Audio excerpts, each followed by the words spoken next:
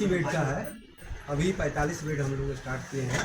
फिर जैसे जैसे पेशेंट बढ़ते जाएंगे हम लोग का प्रोविज़न है इसमें बिल्डिंग में, तो उसको 80 तक ले जाएंगे। क्या क्या सुविधा है? इसमें सबसे जो है ओटी है, जो वर्ल्ड क्लास फैसिलिटी होता है, मॉडुलर ओटी है, दो मॉडुलर ओटी है।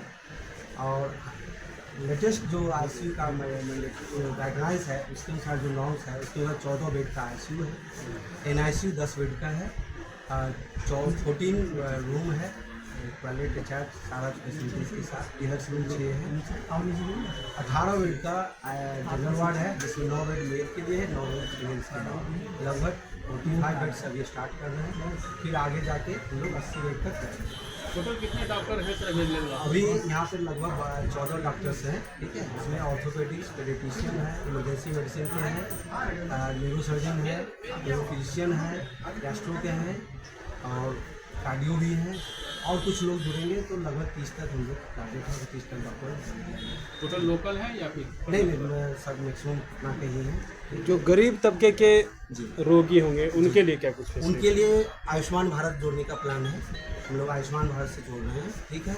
और गरीब तबके जिसके पास पेशेंट नहीं होता, मैं अभी कुछ पेशेंट हैं मेरे आए हुए हैं यहाँ पे, उनसे वो आसाम के, नॉर्थ ईस्ट के, नेपाल के, बांग्लादेश के आते हैं, उनसे भी पूछ के आपको पता चलेगा कि अगर ऑपरेशन का 60,000 हम लोग पैकेज रखते हैं तो किसी के पास 30,000 भी रहता है, 30,000 भी रहता है, तो कम से कम दवाई का खर्चा और जो इम्प्लांट उसमें लगता है हड्डी में स्टील का, वो अगर पे कर देता है तो हम लोग कर देते हैं, इसलिए कि उसका भी काम होना चाहिए, फिर वो ठीक हो जाता है का हॉस्पिटल रन करने के लिए दिक्कत नहीं है। सर पटना में इतने सारे हॉस्पिटल हैं, क्या कुछ खास है, अलग है जो अपने आप में अलग करता है आपको? खास ये है कि जो हड्डी का जितना भी लेटेस्ट इलाज है, जिसमें जैसे स्पाइन का सारा सर्जरी हुआ, जॉइंट रिप्लेसमेंट है, आर्थ्रोस्कोपी सर्जरी है, कम्प्लेक्स ट्रॉमा केस है, रिवीजन केस जो डिफ़िकल्ट होते हैं, सारा यहाँ जो रेफरल आते हैं आसाम से, बंगाल से, नेपाल से, सारा केस यहाँ होते हैं, ठीक है। सारा जो भी डिफ़िकल्ट केस है, जितना भी डिफ़िकल्ट केस है, एक भी यहाँ से रेफर नहीं होते हैं। मैक्सिमम केस हम लोग कोशिश करते हैं यहाँ से ठीक करके, जितना भी समय लगे, जितना बार सर्जरी करें उसको करके हम लोग। सर इसका बनान से और टाइम खुलेगा ये रहेगा? अभी पहले इसको बहुत अच्छे से 80 बेड तक रन कराना है 2-3 साल में, उसके बाद भगवान अच्छा करेंगे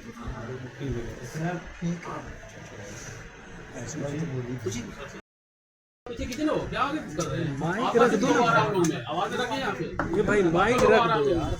आज साथी हॉस्पिटल के उद्घाटन के अवसर पे हमारे यहाँ आना हुआ है। मेरा नाम डॉक्टर अशफाक है, मैं फिजिशियन हूँ प्रोफेशनल में, और ये hospital multi speciality hospital Patna के मेन शहर में खुला है, पटना के मेन जगह पे खुला है। This is not only hospital, this is the multi speciality hospital. इसमें सुपर स्पेशलिटी के लिए यहाँ पर न्यूरो सर्जरी है, यहाँ पर सुपर स्पेशलिटी में गैस्ट्रो है, कार्डियोलॉजी है, साथ में यहाँ ऑर्थो स्पाइन का मतलब जो इसके जो डायरेक्टर हैं वो ऑर्थोपेडिक हैं, तो उनका जो मेन जो काम है मतलब ऑर्थो का इलाज करना है। तो ऑर्थो में जो भी कॉम्प्लेक्स सर्जरी है वो सारा कॉम्प्लेक्स सर्जरी यहाँ कवर हो गया। ठीक है।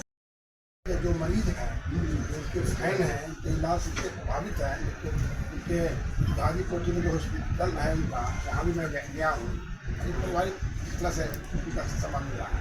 तो मंगल पांडे जी विशेष आग्रह पर आज आए, इस हॉस्पिटल का उद्घाटन किए और स्पष्ट शब्दों में कहा कि जो गरीब विभाग के जो लोग आए, खासतौर से जो पूर्वोत्तर इलाके के मरीज आ गए, उनको विशेष रूप से रियायत दीजिएगा।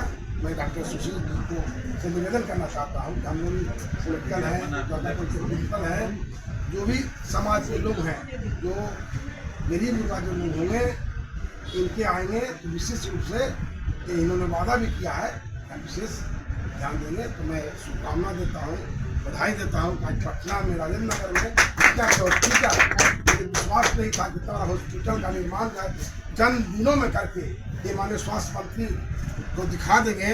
मैं बधाई देता हूँ सुशील जी को कि आप समाज सेवा का बड़ा सेवा आपने लिया है, स्वास्थ्य सेवा में आप अग्रणी भूमिका निभाएंगे और एक ऐतिहासिक जो है हॉस्पिटल, जो हॉस्पिटल जो बदनामी के रूप में माना जाता है, ऐसा नहीं होगा कि इनके सौजन्य से कई तरह की, केवल हड्डी विभाग नहीं बल्कि मैं देखा मंत्री जी ने भी कई जगह देखने का काम किया, चटना इस सभी विभाग में अच्छे से अच्छे हमने बच्चे का भी मैं देखा कि बच्चे जो जन्म शिशु जो है वहाँ भी है देखने का काम किया। एक से एक ऐसे मशीन जो विदेशों से देश के राज्य के बाहर से भी पिछले 2014 साल अपना नाम बताओ। मेरा नाम अल्ताफ हुसैन, मैं असम बंगाईगांव डिस्ट्रिक्ट का हूँ।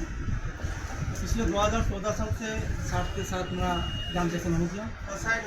उसके बाद आज तक मेरा बुद्धि ऑपरेशन छानने किया स्पाइन का, और लगभग मैं 50 से 55 ऑपरेशन में साथ से करके लेके दिया यहाँ से। और वो भी कहने का ठीक नहीं लगता है, क्योंकि जो ऑपरेशन असम में लगभग 60 से 5 लाख वो लोग मांग रहा है, तो वही ऑपरेशन हम 60 से 70-80 हज़ार रुपया इतना कम नहीं कर रखे। तो मैं उम्मीद करूँगा कि इंशाल्लाह जितना दिन साथ रहेगा, और ये नया हॉस्पिटल हम लोग तो ये तो बहुत दिन के काम में था, ऐसे ही पेशेंट आते रहेंगे यहाँ, और अच्छा से अच्छा ट्रीटमेंट देगा और बहुत कम सी पैसा। ठीक है, जो भी पूछना है बच्चा विभाग के मैडम है।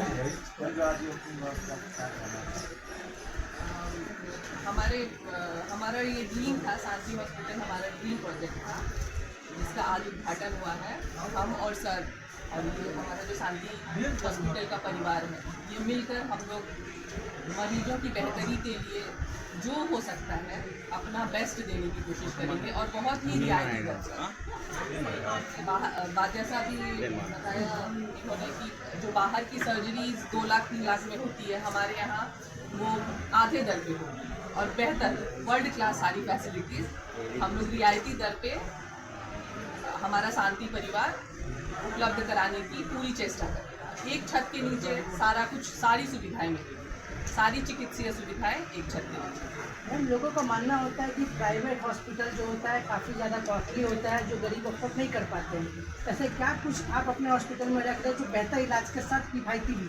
हम लोग तो पहले अपना जो दर है ना, खुद ही रियायती दर पर इलाज करेंगे, और आगे होगा तो हम लोग आयुष्मान भारत के साथ जुड़ेंगे। आयुष्मान भारत जो हमारे प्रधानमंत्री की योजना है, उसको हम लोग अपने शांति अस्पताल में उसे लेकर आएंगे, और उससे भी गरीब मरीजों का इलाज होगा।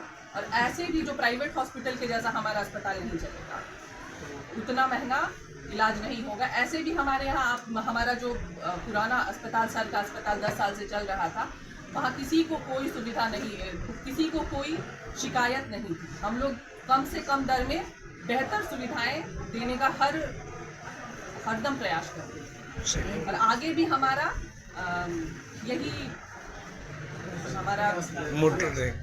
हमारा यही प्रयास रहेगा कि हम लोग मरीजों की बेहतरी के लिए सब कुछ करें जो हम लोग करते हैं। चलिए, थैंक यू।